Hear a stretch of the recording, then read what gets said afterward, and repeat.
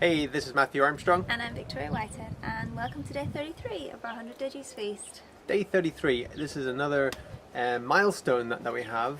Psychologically, it's great because it means we're a third of the way there to the 100 days. And also, the number 33 has a lot of significance and meaning in many different traditions and many different areas of life. For example, in religious traditions, and in the Bible, let's say, 33 is mentioned throughout the Bible as having significant meaning. Jesus was, it's said in the Bible, he performed 33 miracles. That's the number when it's all counted up. He also was crucified at the age of 33 as well. And then another religious text, it says that the age you enter when you go to heaven is 33. So there's other things. Dan Brown, who wrote the Lost Symbol, he brings the number 33, and the Lost Symbol is 33, and that's basically the whole meaning of life is in the number 33. Also, on a physical level, on the body, we have 33 vertebrae, and then we also have 33 nerve channels going up that vertebrae. So that's our whole life force, our whole nervous system, the vertebrae. That's our life. So, there's so many other places as well where 33 comes in sacred numerology and mathematics. There's a great significance. So it's not just, in theology. It's also in mathematics. It's also in biology. It's also in biochemistry. It's in everything. This number 33. So a lot of significance around it. So today I'm going to dedicate this day to world peace, to the 33-day juice feast. I am dedicating that. We are dedicating that to world peace. And world peace is not some, ideology or whatever. It's more inner peace. When we have inner peace, then we see a peaceful world. When we have inner peace, and if we don't have inner peace, then we don't. So it's not about going out there and trying to create peace. It's creating peace in here. When we create peace in here, then that reflects on the outside world. And this is the way to do it, through doing a cleanse like this, through juice feasting. You're dropping your carbon footprint way down. You're not consuming any animals. You're not contributing to any, pain or suffering of animals. You're basically getting away from that, and you're giving your body this real gift. So you're not putting any stress or strain on your body. You're just taking all the strain off, all the stress off, and you're just letting it heal and balance, and you get equilibrium and cleanse and harmonize. And so you are creating inner peace when you do such a cleanse like this. So today, 33-day juice feast. It's the path to inner peace. Sometimes something happened today, and I just thought I'd share it with you. Sometimes it's really nice. It's good to be nice rather than to be right, in order to create that peace and harmony in your outer environment. And Matthew had a really nice example today that happened, and I thought maybe you could share that with everyone. Okay. Sure.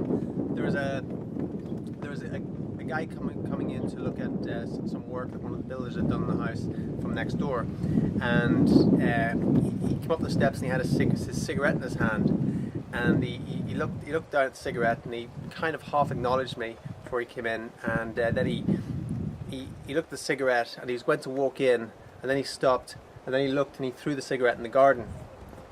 And I'm not one for littering, and I really, especially cigarette butts, it's something that people just seem to think that, cigarette butt isn't litter, and they just throw it down. But that thing doesn't biodegrade too easily. It's not like throwing down an apple core or something. It's not the birds aren't going to eat it. So when he threw it down, that kind of pushed one of my buttons a little bit, I suppose. And he walked on in to look at some of the work because the builder wanted to do something similar for him, and so I went over, feeling a bit self-righteous, and I got the cigarette, and it was still burning, so I stubbed it out, and I stood by the door waiting for him to come out. And in my mind, I was going to hand him a cigarette and ask him to, go and throw it in his own garden if he wanted to throw it somewhere. And then I just got to thinking, and then I thought, there's no need to do that, because he was doing his best. It wasn't like he was doing something behind my back. You know, he did it right in front of my face. So in his head, he wasn't doing anything wrong.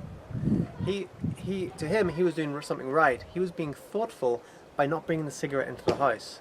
You know, he stopped himself from bringing the cigarette into the house and thought, I'll be thoughtful. I'll just throw it in the garden. And to him, that's not a big deal. And I know it's not a big deal to a lot of people, just throwing a cigarette down in their garden or on the street or whatever. Although it's really not a cool thing to do. But anyway, I realised that in that moment that he was doing his best, and for me to do that to him was just, it wasn't going to help with any rapport with us or any good feeling. So I just decided to just let it slip then, and just went and threw it in the bin, and smiled at him and walked on in as he walked out. So that was really it.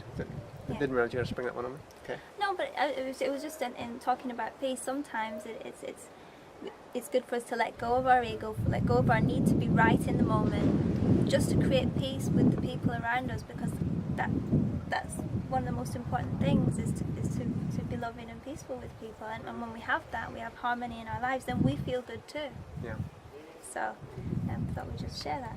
Yeah, and it's realizing that everybody is doing the best they can with the resources they have, the understanding they have, the map of the world they have. Everybody's doing the best they can, and tolerance, and not just tolerance, but acceptance as well. Acceptance of others and their maps of reality and how they do things is important to have, because we can never really influence someone if we're intolerant of them. Yeah. So today, I thought I'd share with you. I've decided that for this week, or for next week going forward, I'm not going to drink any orange juice, because previously we have been drinking a pint of orange juice every single morning, and last week I noticed my teeth were a bit sticky and a bit just not feeling too good, so I've decided I'm going to stop the orange juice. I didn't drink any orange juice at all today, and actually my teeth are feeling fantastic, so it must just be I don't know, but I'm just going to test to see how I feel with it, and use that going forward. But I'm still feeling really good energy wise, and yeah. Cool. In the juice today we have a really tasty one. Tori's finished her juice for today, so she's not drinking anymore. We've got lettuce, we've got celery, we've got lemon, we got cucumber, and what else we got? Parsley. And it's a really tasty, really smooth juice, really nice and green and alkalizing. So now this is a very fitting one. We're going to do our yoga posture. We're going to do the king of yoga postures. Okay, let's do that. So yesterday we did the queen of yoga postures, and today we're going to do a very fitting today, 33, the king of yoga postures. And the king of yoga postures is the headstand. And there's different ways of doing the headstand, and I'm going to show you kind of basic to intermediate way of doing it. At the same time, it's not a simple posture to do if you haven't done it before, and depending on your physical ability and everything like that. So make sure if you're going to practice it or attempt it, that you take precautions. You don't have sharp objects around that you can bang into. Probably better to have, well, definitely I'd say if you've never done it before, is to have a qualified teacher to help you through it. And also, if you have any neck problems, get first advice, if you can do it, from your health professional as well.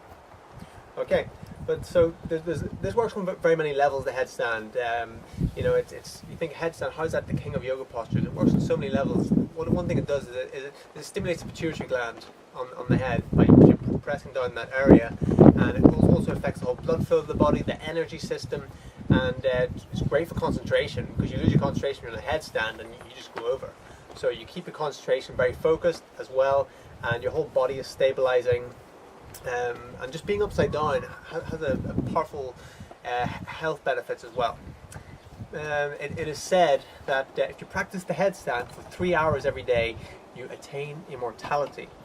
I'm not quite at 3 hours a day yet, but maybe we'll get there in 100 years or so. Okay, so let's do it.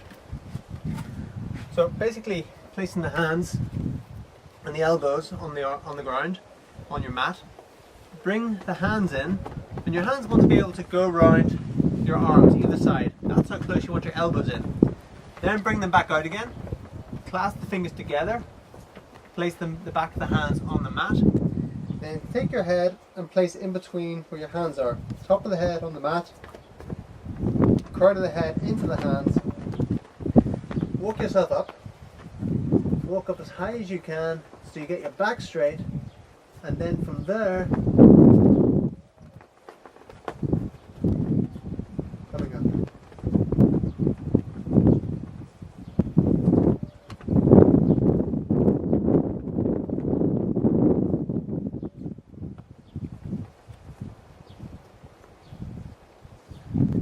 And in this posture, you just want to take nice deep breaths in and out through the nose.